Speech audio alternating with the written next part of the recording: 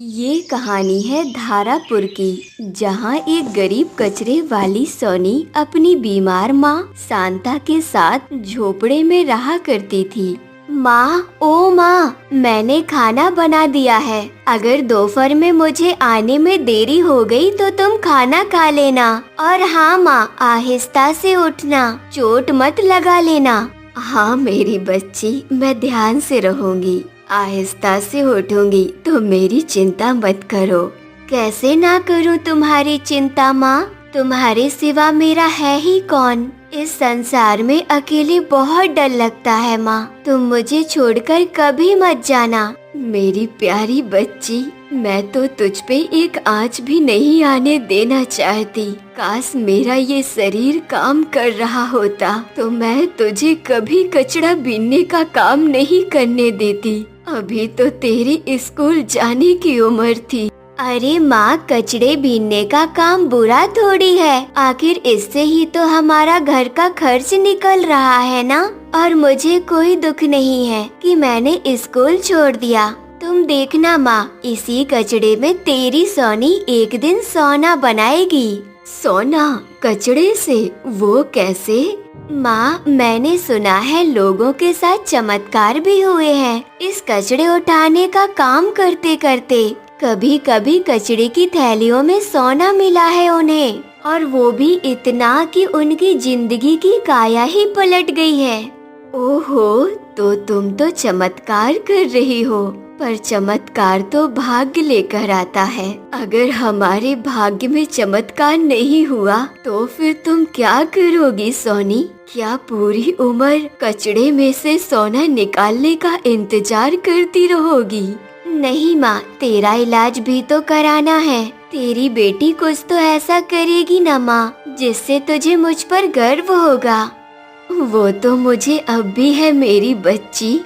अपना ख्याल रखना माँ, और हाँ, अच्छे से रहना। मैं कोशिश करूँगी कि घर जल्दी आ जाऊँ। सोनी बाहर कचरा बीनने निकलती है। जब वो कूड़े की खदान के पास पहुँचती है तो वहाँ पहले से 2-3 बच्चे कूड़े में से काम की चीजें तलाश रहे होते हैं। उन बच्चों की नजर जब सोनी पर पड़ती है तो वो सोनी को तंग करना शुरू कर देते हैं।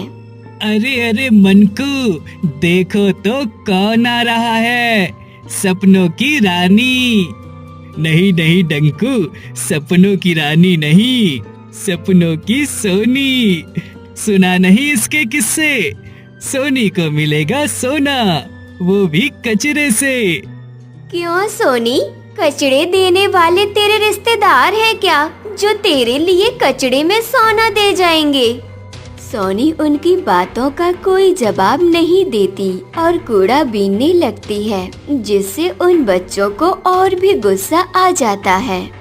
अरे देख तो इसके तेवर, हमारे जैसी ही कचरा बीनने वाली है, पर बातें तो देखो कितनी बड़ी बड़ी करती है। अरे डंकू, इसकी बड़ी बड़ी बातें सुनकर ही तो हमारे माता पिता इसकी तारीफ करते हैं। डंकू मंकू, अगर इसे तारीफ बटोरने का इतना ही शौक है तो क्यों ना हम भी इसकी तारीफ अच्छे से ही कर दें। श्वेता इशारा करती है और तीनों एक साथ सोनी के ऊपर कचरा डाल देते हैं। ये इसी के लायक है। चलो दोस्तों, हम दूसरी और प्लास्टिक की बोतल चुनने चलते हैं। डंकू मंकू और श्वेता चले जाते हैं। ये लोग कितना भी चिढ़ाएं, पर मैं अपनी उम्मीद नहीं छोड़ूंगी। मुझे अपनी माँ का इलाज कराना है। सोनी कचरा बीनने लगती है, तभी उसे एक बैग दिखता है। वो उस बैग को खोलती है, जिसमें उसे किताबें मिलती हैं। ये तो किताब है, क्या लिखा है इस पर? बिजली बनाने की प्रक्रिया।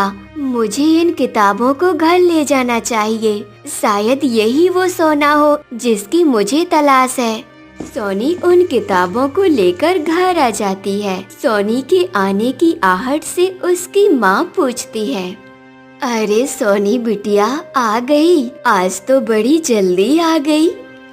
माँ देखो, मुझे कचड़े से क्या मिला है। ये किताब, इस पर लिखा है बिजली बनाने की प्रक्रिया और इसमें कई तरह से बिजली बनाने की प्रक्रिया को भी समझाया गया है, जैसे कि जल से, वायु से, यहाँ तक कि कचड़े से भी बिजली बना सकते हैं माँ। इसीलिए मैं इन किताबों को घर ले आई। ये तो बड़ा अच्छा किया बेटी, लेकिन क्या कचड़े से भी बिजली बना सकती है? हाँ माँ, कचड़े से भी बना सकते हैं। जो भी साग सब्जियाँ होती हैं, जिन्हें लोग कूड़े में फेंक देते हैं, अगर उनका सही उपयोग करें तो हम अपना खुद का बिजली उत्पन्न कर सकते हैं। फिर हमें बिजली का पैसा नहीं देना पड़ेगा, मुफ्त में बिजली आएगी माँ। ये तो अद्भुत ज्ञान है बिटिया, लेकिन बिजली बनाना इतना आसान नहीं है। आपकी बेटी हार मानने वालों में से नहीं है माँ। मैं खूब मेहनत करूँगी तब तक जब तक कि ये कर न लूँ। मैं रुकूंगी नहीं, क्योंकि शायद यही वो मौका है जो चमत्कार लेकर आए और फिर हमारी जिंदगी ठीक हो जाएगी माँ। हम खुशहाली से जीवन जिएंगे। सोनी बहुत ही होशियार और मेहनती लड़की थी। उसकी बातें सुनकर उसकी माँ को उस पर गर्व होता है। मेरी बच्ची, मेरा आशीर्वाद हमेशा तेरे साथ है। तू इस गरीबी से बाहर निकलने के लिए इतना परिश्रम कर रही है। ईश्वर तेरी मेहनत का फल तुझे जरूर देंगे। सोनी उस दिन के बाद से उन किताबों को पढ़ने में जुट जाती है। अब कचड़ा बीनने भी वो एक ही समय जाती। एक समय से जो पैसे आते उससे वो खर्चा चलाती और बाकी समय वो सिर्फ बिजली बनाने की प्रक्रिया वाली किताबों को पढ़ती रहती और उसका अभ्यास करती, पर बार बार वो असफल हो जाती। मैं सही तरीके से कर तो रही हूँ ना, लेकिन ये बल्ब क्यों नहीं जल रहा है? सोनी ने अपने घर में ही छोटा सा पावर प्लांट बना लिया था, लेकिन वो सही से काम नहीं कर रहा होता। बेटी, परेशान मत हो, ध्यान से अध्ययन करो, शायद कोई गलती हो रही हो। हाँ माँ, मैं फिर से कोशिश करती हूँ।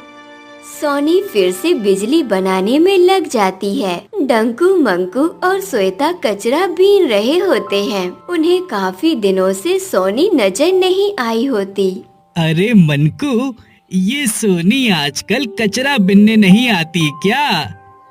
पता नहीं, मैंने भी उसे कई दिनों से नहीं देखा। चलो उस बेवकूफ सोनी के घर चलकर देखते हैं। तीनों दोस्त सोनी के घर पर आते हैं तो वो देखते हैं कि सोनी अपने घर में छोटा सा पावर प्लांट बनाई होती है और उसके ही तार को इधर उधर जोड़ रही होती है। कहा था ना मंकू, ये बेवकूफ नहीं सुधरने वाली, लगी हुई है ना फिर से अपने नए खिलौने के साथ। तो क्या तुम घर पर इन पुर्जों को जोड़ जोड़ कर अपनी माँ का इलाज कराओगी? इससे अच्छा तो तुम हमारे साथ कचरा बिनने चलती और पैसे कमाती। तुम भी किस बेवकूफ को समझा रहे हो दोस्तों? ये कौन सा हमारी सुनती है? चलो यहाँ से। सोनी उनकी बात का कोई जवाब नहीं देती। तीनों दोस्तों की बातों को सुनकर सोनी की माँ वहाँ आ जाती है। अरे डंकू, मंकू, श्वेता, ये कोई खिलौना नहीं है, ये बिजली बनाने वाला यंत्र है जो सोनी ने बनाया है। अच्छा चाची, तब तो ये बिजली बनाता होगा। जरा ये बल्ब जलाकर तो दिखाए तो जानू। अरे बच्चों, अभी ये यंत्र पूरा नहीं है, पर मुझे यकीन है सोनी इसे जरूर बना लेगी। सही है चाची, लगता है आप भी सोनी की तरह खूब सपने देखती हैं। चलो हम सब चलते हैं। श्वेता, डंकू, मंकू उनका मजाक बनाकर चले जाते हैं। अभी तो ये तीनों बच्चे हैं, तुम इनकी बातों पर ध्यान मत दो। माँ, मैं इनसे बात भी नहीं करती, पता नहीं ये लोग क्यों मुझे सुनाते रहते हैं। बेटा, क्योंकि वो लोग अभी तुम्हें समझ नहीं पा रहे हैं, पर जब तुम अपने सपने को सच कर लोगी तो सब तुम्हें समझने लगेंगे और तुम पर विश्वास करेंगे। आप सही कह रही हो माँ। सोनी फिर से कोशिश करती है और इस बार वो और ध्यान से उस पुस्तक को पढ़ती है और फिर से एक नया यंत्र बनाने में लग जाती है। काफी रात हो जाती है, पर सोनी अब भी यंत्र से बिजली उत्पन्न करने की कोशिश कर रही होती है। तभी अचानक उसका यंत्र काम करने लगता है और यंत्र से लगा हुआ बल्ब जलने लगता है। सोनी खुशी से अपनी माँ को आवाज लगाती है, माँ माँ, देखो ये हो गया, कचड़े से बिजली उत्पन्न हो गई है माँ, देखो बल्ब जल रहा है। सोनी की माँ उसकी आवाज से उठती है। वो उठकर उसके पास आती है तो देखती है कि बल्ब तो सचमुच जल रहा है। बेटा, तुमने तो चमत्कार कर दिया। अगली सुबह पूरे धारापुर में ये खबर फैल जाती है कि कचड़े वाली बिटिया ने कचड़े से बनाया बिजली। बड़े बड़े न्यूज रिपोर्टर सोनी का इंटरव्यू लेने आते हैं और उसके संघर्ष और उसकी परेशानियों के बारे में पूछने लगते हैं। तो सोनी बिटिया, आखिर तुमने ये चमत्कार कैसे किया? कितना संघर्ष रहा कचरे से बिजली बनाने में? संघर्ष तो अपने सपनों का हिस्सा होता है, पर मेरा दृढ़ संकल्प था कि मैं इसे पूरा करूंगी, क्योंकि यही वो सोना था जो मेरी जिंदगी को बदल सकता था। क्या बात कही है इस बिटिया ने, बहुत खूब बिटिया। सोनी अब धारापुर में ही नहीं बल्कि पूरे भारत में मशहूर हो गई थी। सभी उसे टीवी पर सुन रहे होते हैं। सोनी भी अब गरीब नहीं रही, उसे बड़े बड़े कंपनियों से फोन आने लगे। अब वो बड़े बंगले में रहती थी अपनी माँ के साथ और बड़ी कंपनियों के साथ मिलकर कचड़े की बिजली बनाने की प्रक्रिया पर काम करती और साथ ही उसने अपनी माँ का भी इलाज करा दिया था। अब उसकी माँ बिल्कुल स्वस्थ हो चुकी थी और अपनी बेटी सोनी की मेहनत और सफलता से बहुत खुश थी।